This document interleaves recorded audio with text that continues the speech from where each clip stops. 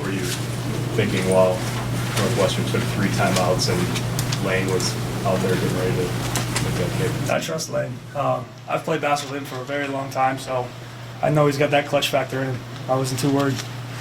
You know, the pass to Wandale that set it up, that Scott was saying that actually wasn't even on the play sheet, or you didn't work on that, is that right? No, but it's one of our familiar concepts that our guys know like the back of their hand. So we felt comfortable calling it, and I know Coach Frost knows that too. Talk about the challenge just to be mentally prepared for the situation that you got into today. Sometimes that's what backups struggle with, is just staying locked in. But Coach Frost and Coach Perdue do a really good job with the quarterbacks as a whole. I mean, even Luke's ready to go at a moment's notice. So they do a really good job preparing us. And I did my best this week to be locked in and know the scouting report, all that stuff. And as the game goes, sometimes it's an advantage as a backup. I get to watch that stuff without having to make the tough decisions that Adrian did. And he played a hell of a game. So I got to say thank you to him for keeping us in that ball game and giving us a chance. You know, what are you thinking right now? We got to get ready for Minnesota. Got a 1-week season. Don't you celebrate a little bit? A little bit. But again, it's 1-week seasons for us right now. In our division, we got to be on point every week and be ready to go. What was it like around the locker room this week? It seemed like Frost indicated to you guys this game's really important. Mm-hmm. Your effort out there, your whole team's effort seemed to indicate the same. What was it like around the locker room? The guys were locked in. Coach Frost did a great job reminding us that everything we want to accomplish is still in front of us, and Northwestern was the first step to that.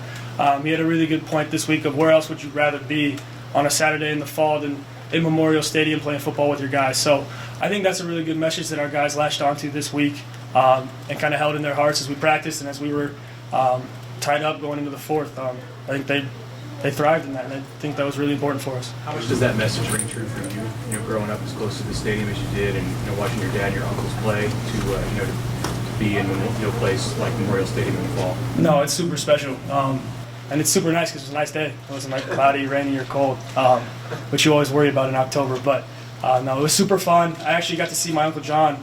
Was one of the first people I saw. He had a sideline pass today. He came down, and that was super fun to get to give him a hug and celebrate with him right after we made that kick.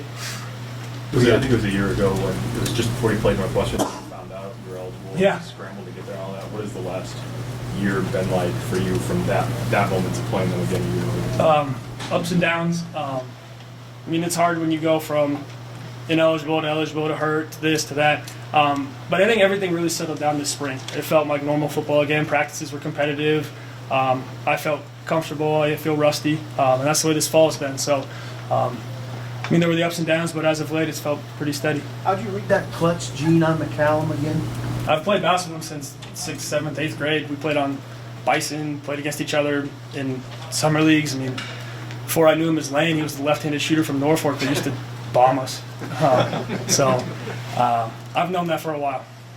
What are you going to tell your uncle, Matt Turman? He's obviously kind of known for coming off the bench in a tough quarterback situation like you two. Thanks for the jeans. I don't know. It'll be fun to talk to him, though, because kind of get to compare stories now a little bit, so that'll be fun. How special was that last sequence when you the game-winning drive and the game-winning field goal? The guy you've known growing up with, I think that's fun. I mean, it's cool that it was just 2 Nebraska kids. I mean, from here, raised here. Weirdly enough, we're both transfers, which is a weird fact, but it was super exciting. I mean, it's kind of one of those things that it doesn't even really hit you who it is or what it means until afterward. But I was just super excited for Lane, but I was really never too worried about it. Anything else for Noah?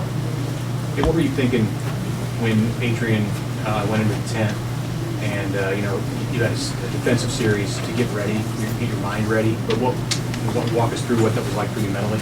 I mean, the first thing is just get your arm warm. The first thing I also do is I try to play the game through Adrian's eyes from the sideline. So look back on what have we seen in this formation, that formation, this down and distance. So mentally, physically warm up.